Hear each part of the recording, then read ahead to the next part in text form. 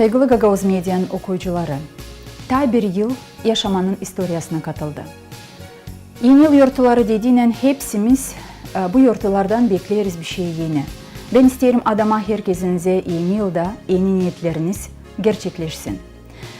İsterim adama her bir aile dolu hem bol yaşasın. İsterim uşaklar sevinsinler, hani anaları babaları onlara değini en güzel yaşamayı kurarlar. İsterim bizim analar, babalar, dadılar, maniler duysunlar, hani onların yanında gençler var hem de onlara değini her gün düşünürler. İsterim hepsimiz sevinelim ona, hani ta bir yıl var nasıl olacak yaşama güzel, birlikte, sevinmelikte. Yeni yıl kutlu olsun.